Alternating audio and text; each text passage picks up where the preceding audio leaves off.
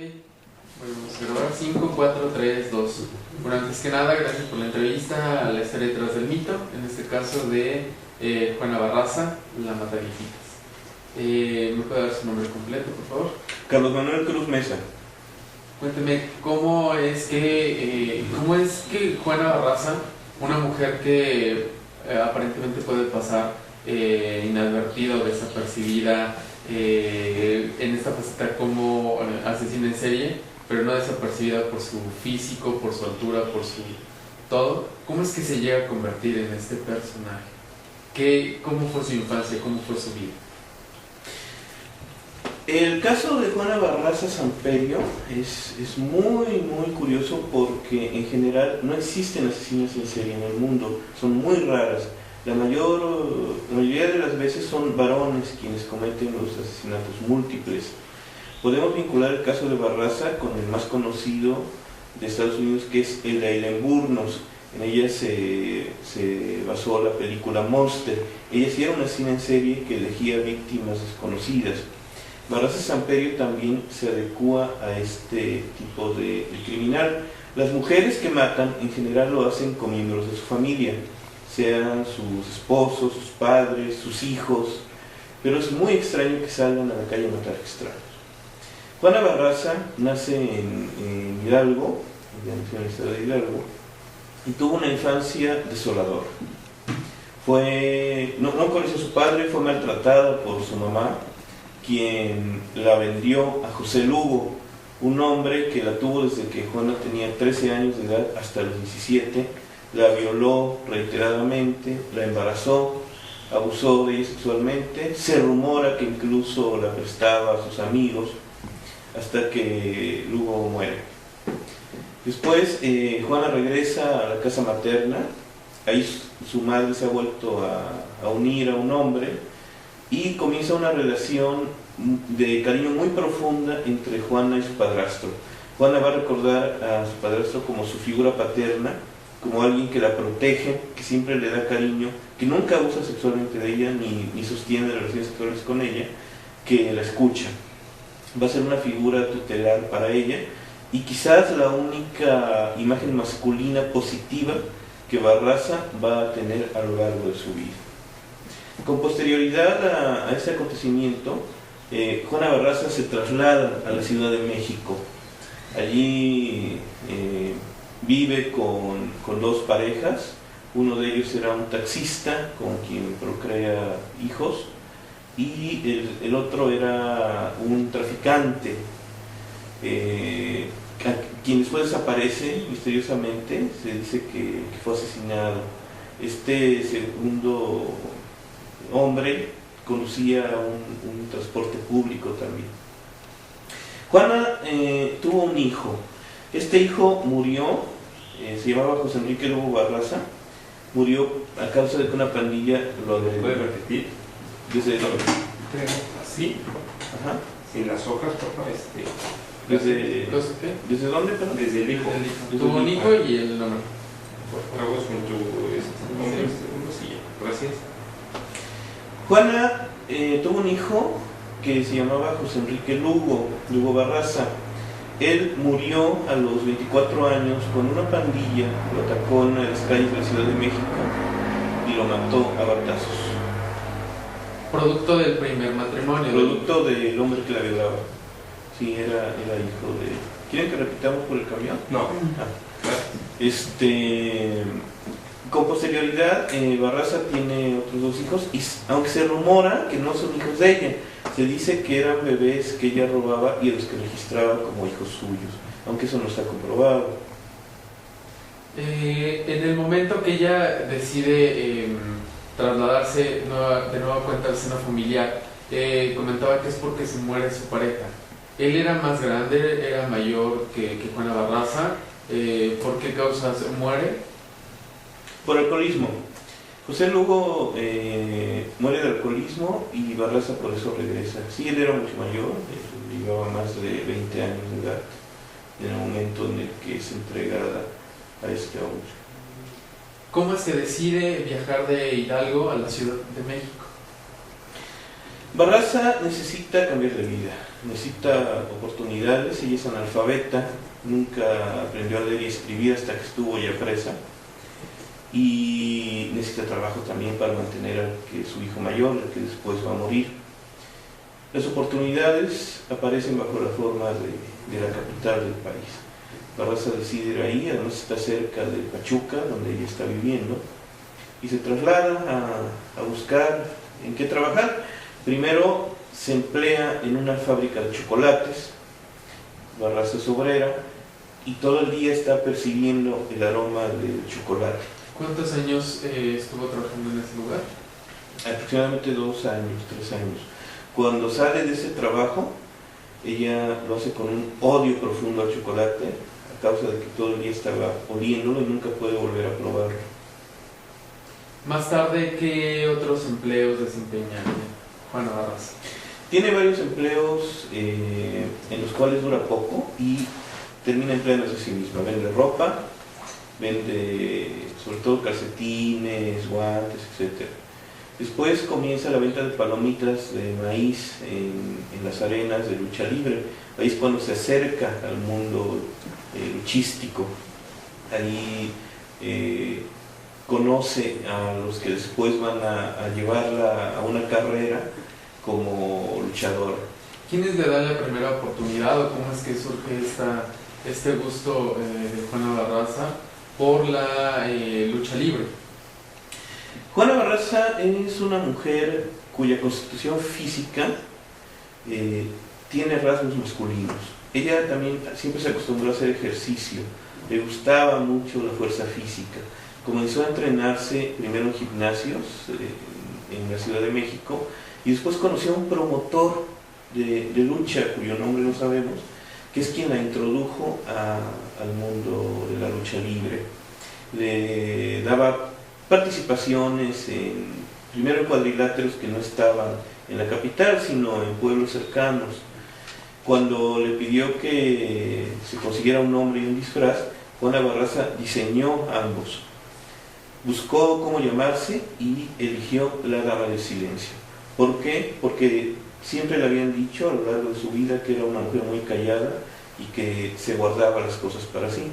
A causa de eso eligió ese nombre de lucha. Su traje es... Exacto. ¿Por qué elegir este traje?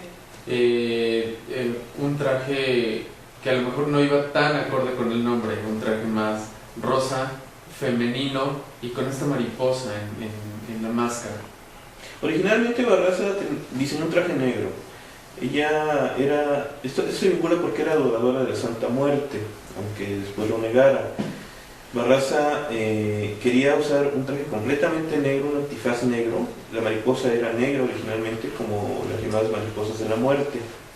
Como no le gustó al promotor esa imagen, le pidió que hiciera algo más femenino. Y bueno, ella se decantó por usar el rosa. El antifaz de la mariposa además nos recuerda a los utilizados en los carnavales. Finalmente sigue siendo una figura estremecedora. El traje además refleja muchos rasgos masculinos pese a su color y a su diseño. ¿Cómo es que entonces ella empieza a tener estos instintos asesinos?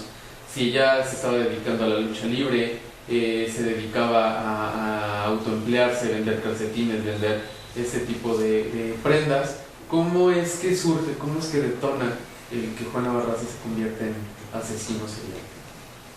Bueno, Juana Barraza permanece un tiempo, como mencioné, en arenas de los alrededores de la Ciudad de México. Después se presenta ya como luchadora en la capital y termina siendo promotora ella misma de lucha libre. Contrata luchadores menores o retirados y los lleva a los pueblos. Pero llega un momento en el que ya no es un buen negocio, ya no está ganando dinero, ni con promover luchadores, ni vendiendo cosas. Juana Barraza comienza entre el 95 y el 96 a realizar robos. Ella no empieza a asesinar, empieza a meterse a las casas de personas que va conociendo en la calle, haciéndose ya desde entonces pasar por enfermera. Se ofrece a tomar la presión, entra a las casas y roba algunos objetos y después se marcha. Para entonces también ya tiene a una comadre, que es Araceli Tapia Vázquez. Entre las dos empiezan a cometer ya robos más organizados. Se meten a las casas, amarran a las personas y sustraen dinero y joyas. Así comienza su carrera criminal.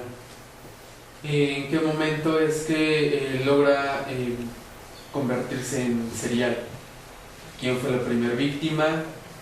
¿Y cómo es que va surgiendo esta situación de hacerlo paulatinamente y consecutivamente? Los asesinatos de ancianas en la Ciudad de México no comenzaron con Juana Barraza. Comenzaron en 1998 y hasta 2004 es cuando la Procuraduría toma cartas en el asunto. Estos 6 años de asesinatos de ancianos que los perpetraron otros homicidas eran ignorados prácticamente por la Procuraduría, pese a que los medios de comunicación estaban presionando a ese respecto. La primera anciana asesinada que recordamos fue María Amparo González. Lo estrangularon con un cable eléctrico en la unidad Modelo. Fue un caso que no se resolvió y después se le atribuyó a Juana Barraza como su primer crimen, aunque eso no está comprobado. Para entonces, Barraza también es presionada por un comandante de la policía, que es Moisés Flores Domínguez. Él sabe acerca de los robos de Barraza, pero se presenta en su casa y mensualmente le pide una cantidad de dinero, además de robarle joyas, producto de sus hurtos. Moisés Flores en alguna ocasión acude con un compañero policía y le dice: ella es la dama del silencio, recuerda su nombre porque un día va a ser famosa. El comandante se refiere a que va a ser famosa como luchadora, no a que va a ser famosa como asesina, pero cuando el asunto de Barraza se da a conocer, esta frase es recordada y suena premonitoria. Antes de Barraza hubo otros asesinos, como ya mencioné. Uno era Alejandro Bando Salvatierra, fue el primero. Él comenzó a asesinar a ancianas, les clavaba tijeras y les robaba. Esto fue en 2002. Alguna sobrevivió y lo denunció. ¿Él está preso? Sí, él fue preso. El segundo fue Roberto Gustavo Gómez Sánchez. Él era un asesino también de ancianas que se hacía pasar por enfermero. Incluso así se le conocía, como el enfermero. Muchos lo confundían después con Barraza porque los rasgos masculinos de Juana hacían que pensaran que era él, pero no, se trataba de otro. El tercer mataviejitas fue Guillermo Ibarra García Buenrostro. Su último crimen fue contra su propia madre. Entró a cuidarla, se desesperó y le aplicó la llamada quebradora. Le rompió la columna vertebral sobre la rodilla y dejó el cadáver tirado. Pero no contó con que lo estaba viendo una niña que era su sobrina desde una recámara, que fue quien lo denunció. Él también fue aprehendido y se encuentra preso. Otro fue José Cuauhtémoc Sánchez, el lechero. Él también llegaba a la casa de las ancianas, entraba, las golpeaba, mató a algunas y les robaba el dinero y las joyas. La carrera delictiva de Barraza comenzó el lunes 25 de noviembre de 2002. Ese día ella está llena de deudas, no puede pagar ya la protección policíaca de este comandante. Ha nacido un último hijo, el cuarto, no tiene dinero para mantenerlos y decide dar un paso más.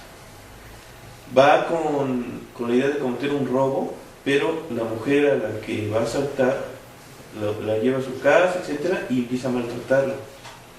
Juana Barraza le ofrece lavarle la ropa, le da una tarifa y esta anciana le dice que es muy caro y que las gatas siempre son así, siempre quieren aprovecharse, lo cual enfurece a Barraza.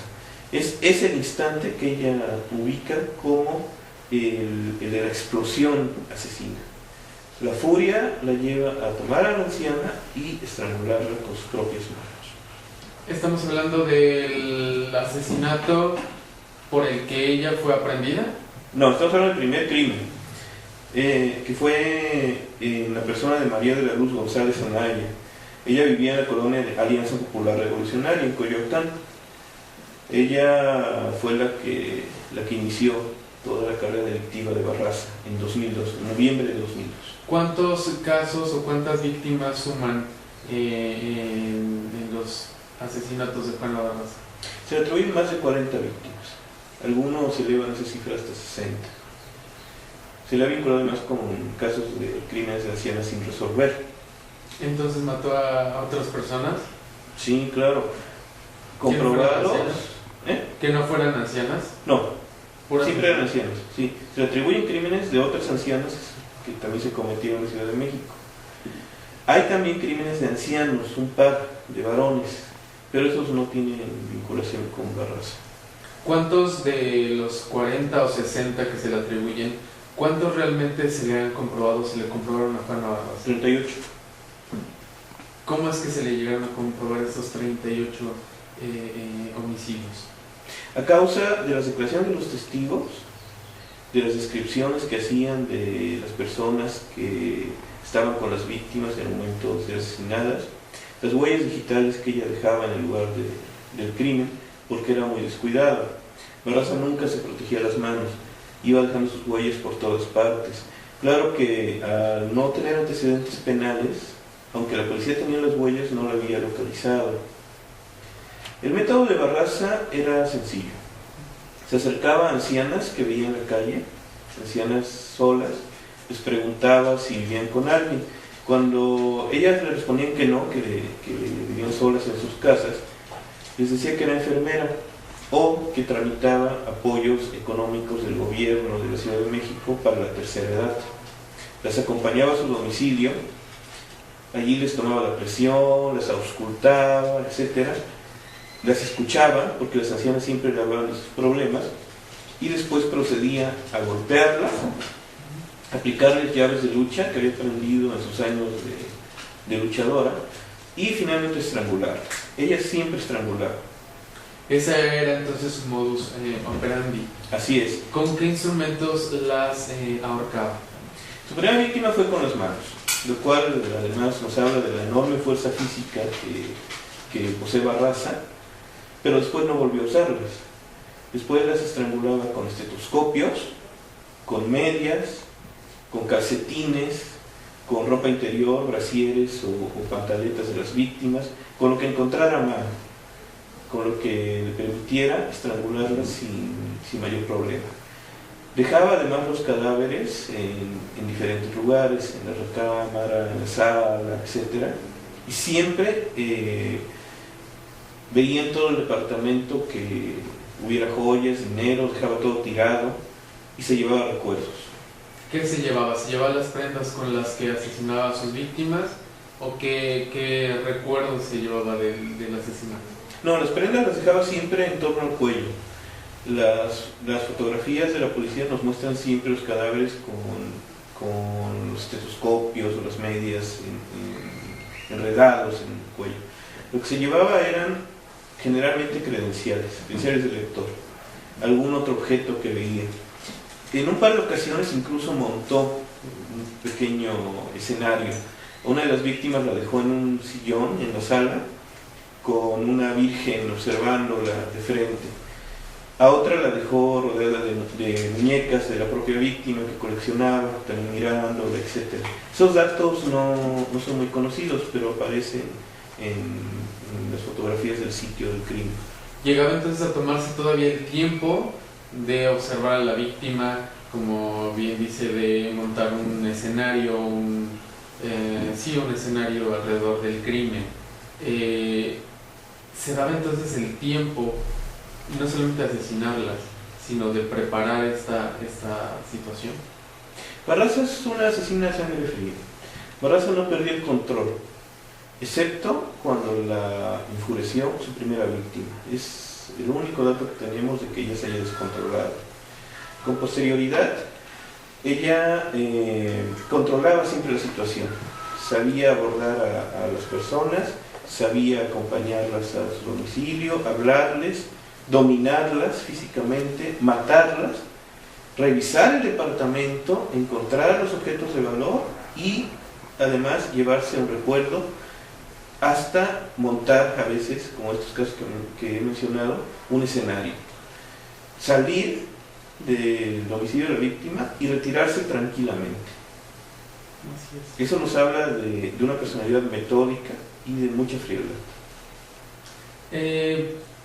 ¿Cómo es que llega a asesinar ancianas? ¿Por qué no otros personajes? ¿Y en qué momento se da? ¿Hay ciclos para que ella cometa sus asesinatos? ¿Es en determinadas fechas? ¿Qué detonaba cometer el acto? El odio que Barraza sentía por su madre, quien fue quien la vendió con José Lugo cuando era una niña, se reflejaba en las mujeres de la tercera edad.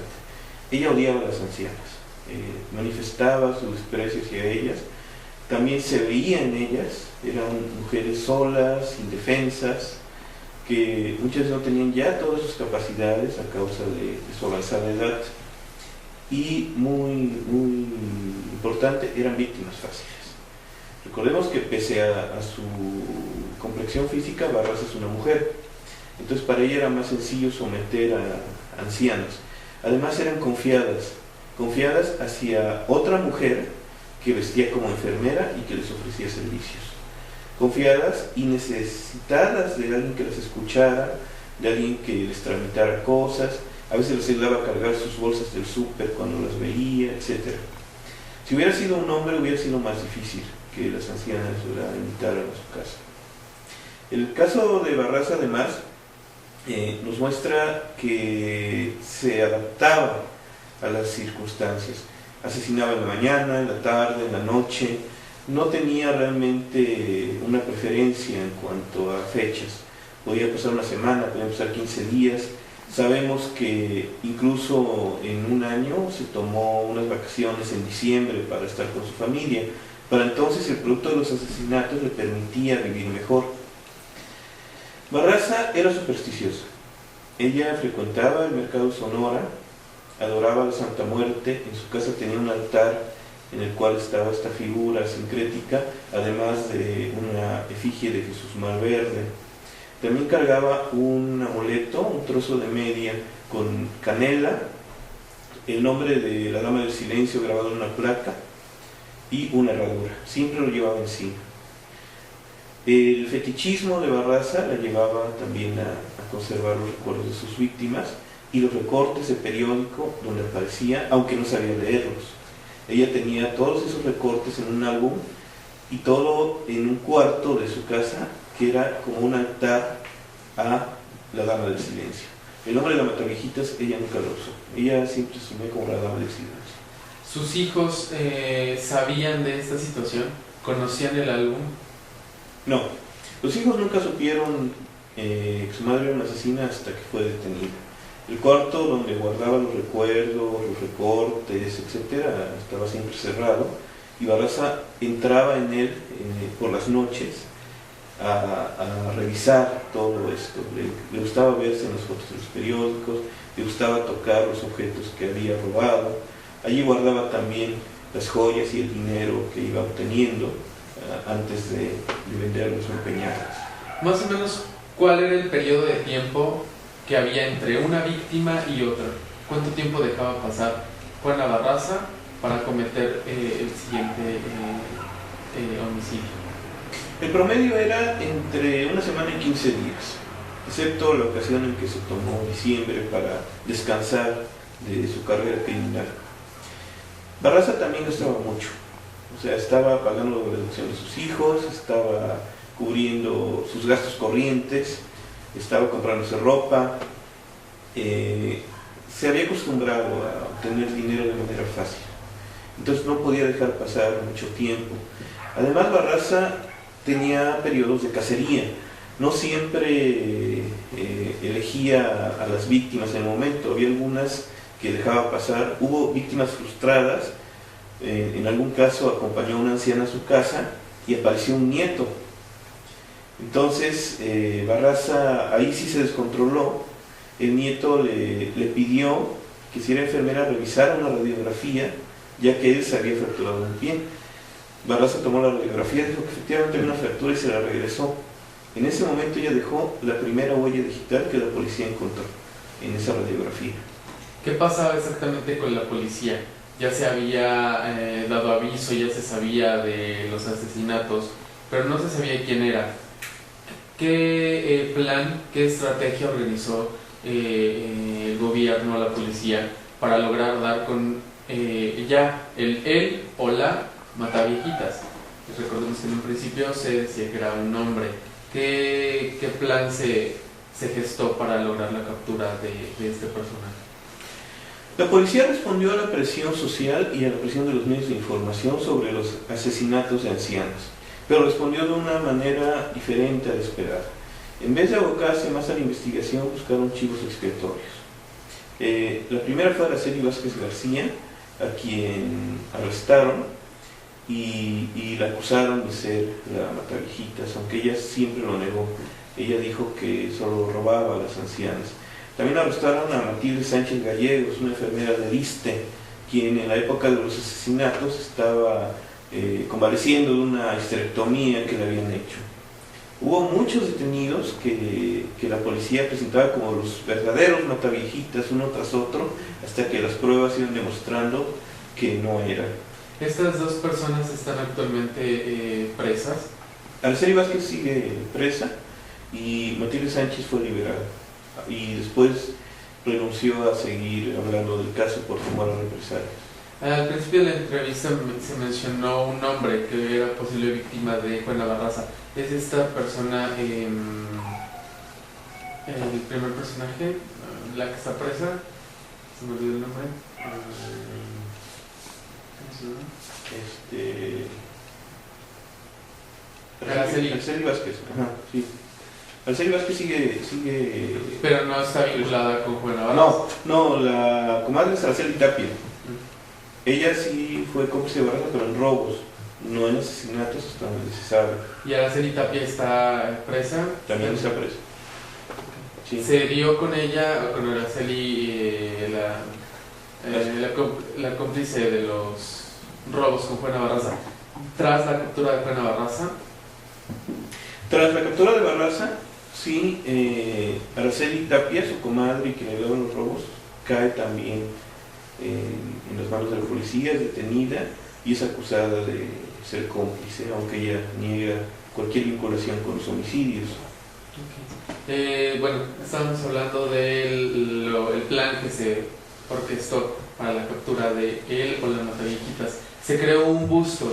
¿En base a qué datos se crea este busto, esta imagen de la mataviejitas?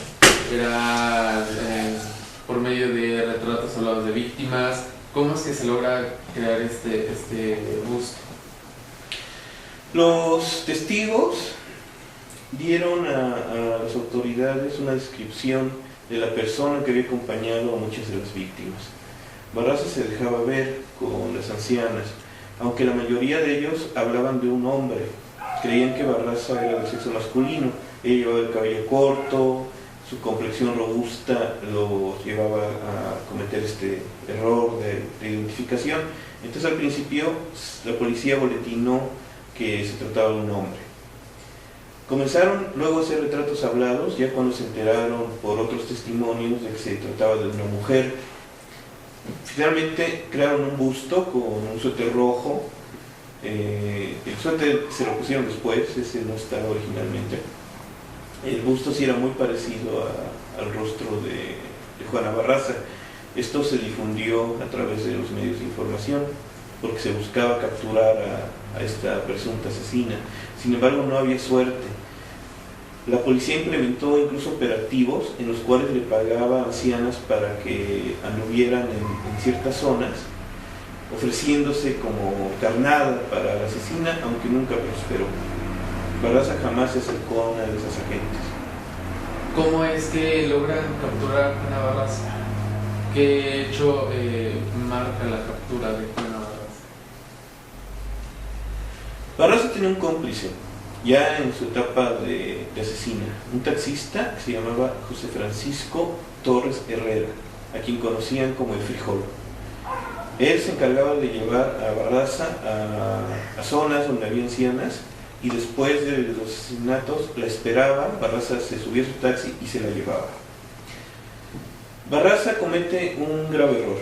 Asesina a la madre de un criminalista mexicano en su domicilio, y esto hace que este criminalista, quien además daba clases en la Facultad de Derecho de la UNAM, presione a nivel gubernamental para que se capture a la criminal.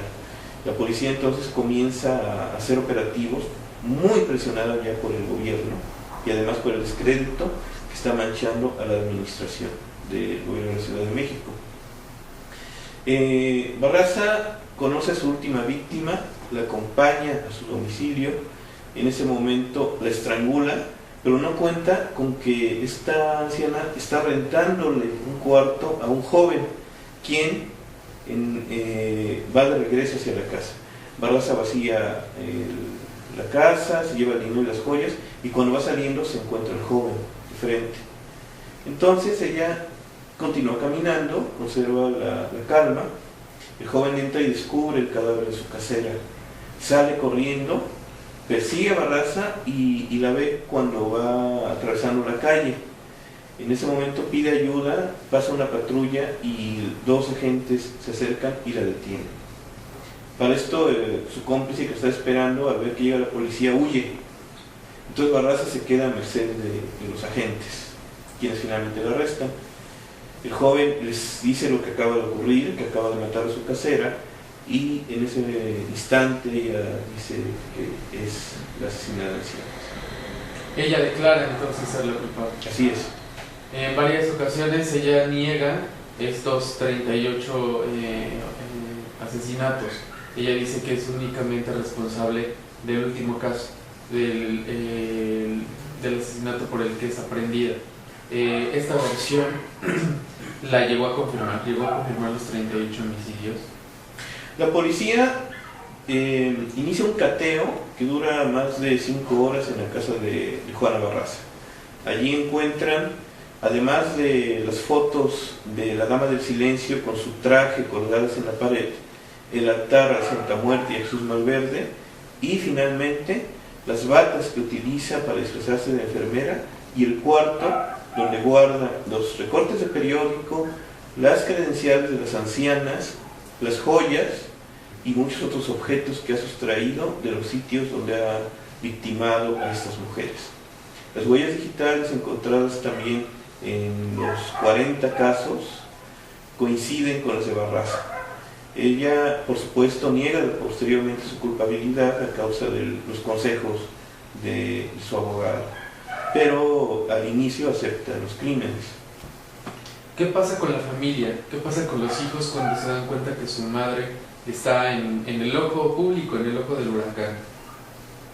Los hijos terminan yéndose a vivir con familiares. Después no sabemos más de ellos. Barraza, además, al estar ya encarcelada, no tiene contacto con su progenie. Ella se le empieza a crear una especie de descrédito, y se le empiezan ya a achacar los 38 o 40 homicidios. ¿Qué pasa con la sentencia de Juana Barraza? Hasta el día de hoy ha sido la más alta que se ha otorgado. No se le otorgó cadena perpetua, pero sí es la más alta. ¿Cómo es que logra sumarse 700 años a Juana Barraza? Las autoridades quieren vincular a Barraza con 48 homicidios. Finalmente solo consiguen probar que está involucrada en 38. Esto lleva a una sentencia condenatoria que se le dicta el 31 de marzo de 2008 en Santa Marta de Catitla. Esta sentencia abarca 759 años y 17 días de prisión por solamente 17 homicidios y 12 robos cometidos en el agravio de las ancianas, pese a estar vinculada con más casos. Esto equivale, por supuesto, a una condena a cadena perpetua. Es la más grande que se ha dictado en la historia de México. Ya en la prisión, Juana Barraza comienza a cambiar. Se deja el cabello largo, toma un look más femenino, accede a participar en estudios psiquiátricos a cargo de la doctora Fegel Ostrowski de la UNAM, quien incluso incluye estas entrevistas en un libro que publica con posterioridad. Se le hacen exámenes neurológicos, etc.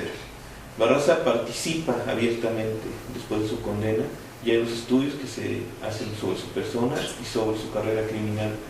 Se empiezan a publicar libros al respecto, algunos de periodistas, se ruedan videohomes y una película, se hacen documentales, impacta en la opinión pública. ¿Por qué cree que se dé este impacto, esta exposición de este personaje a tal grado de crearle, como bien dice, libros, canciones, videos? ¿Qué fenómeno se gestó, qué fenómeno se vivió con Juana Barraza, la Mataviejitas, para lograr esta situación? Juana Barraza, a diferencia de otros asesinos mexicanos, tiene un número muy elevado de víctimas. Estamos hablando de que se le atribuyen 48 y se le ha condenado por 17. Es además mujer, algo que es extraño en el mundo y en México pues más. Asesina ancianas, la figura del anciano en la cultura nacional siempre se vincula con respeto, con el tema de la sabiduría, de los abuelos, etc. Entonces toca una de las figuras más queridas de la familia mexicana y además cumple los patrones de una asesina serial, que son salir de cacería, buscar el mismo tipo de víctimas, vestirse, disfrazarse, engañarlas, siempre estrangularlas, tener objetos rituales, conservar recuerdos y recortes, etc. Es algo que impacta, más por ejemplo que el caso de José Luis Calva Cepeda, o que en su momento de Gregorio Cárdenas. Recordemos también que al otro día de que Juana Barraza Samperio es detenida, se detiene a Raúl Ociel Marroquín, el sádico, quien asesinaba homosexuales, otro asesino serial. Entonces 2 días seguidos los medios tienen la noticia de la detención de asesinos en serie en México. ¿Qué pasa actualmente con Juana Barraza? Al tener esta sentencia tan elevada, me imagino que ella se adapta al sistema carcelario. ¿Cómo vive actualmente Juana Barraza en este sistema en Santa Marta? Juana Barraza es internada en Santa Marta, Catitla, para cumplir allí su sentencia. De inmediato comienza a relacionarse con las demás reclusas. Curiosamente, se convierte en la protectora de las ancianas que están allí. Con todas las presas de la tercera edad, empieza a hacer manualidades, sobre todo rafia. Y ellas pues confían en Barraza, le cuentan sus cosas, etc. Y Juana termina amando a las ancianas a las que odió y asesinó durante tanto tiempo. Luego hay otra faceta. Barraza se relaciona con Sara Aldrete, quien estuvo vinculada a Adolfo de Jesús Constanzo en el caso de los narcos satánicos. Sara Aldrete comienza a alfabetizar a Juana Barraza, le enseña a leer y escribir. Finalmente Barraza va a poder en algún momento tener acceso a esos viejos recortes y leer su historia en las palabras de los medios de comunicación. Pero hay una tercera etapa.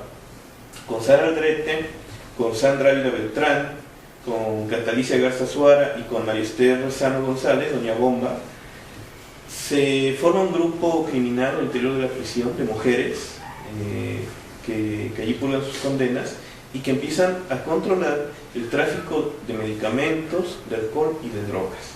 Y además celebran cenas en algunas de las celdas para hablar sobre diferentes tópicos, quizás incluso sobre sus carreras delictivas. Su historia sin la intervención de abogados, su historia desde su punto de vista en algún momento, que será en el futuro, y si ella decide hacerlo. Juana Barraza, por supuesto, está adaptada al sistema carcelario, no tiene otra opción, pero recordemos que en nuestro país el sistema carcelario no es para reformar, es para castigar. Entonces no podemos esperar que los presos salgan algún día, menos en el caso de Barraza, que nunca va a salir, a reintegrarse a la sociedad, dado que no están dadas las condiciones dentro de las prisiones que permitan que una persona realmente se pueda readaptar. ¿Algo más que se quiera agregar de Juana Barraza Samperio, la Mataviejitas? Creo que Juana Barraza va a ser un caso que no volveremos a ver en México en mucho tiempo, Creo que además es la primera gran asesina serial mexicana, tanto por el número de víctimas como por las características de los crímenes.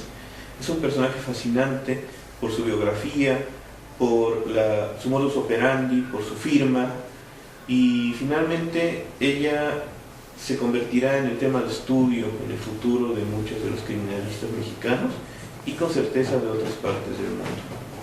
Así es. Bueno, pues muchas gracias por la entrevista y gracias por esta participación en la historia detrás del mito de Juana Barraza, la Matavillas. Gracias.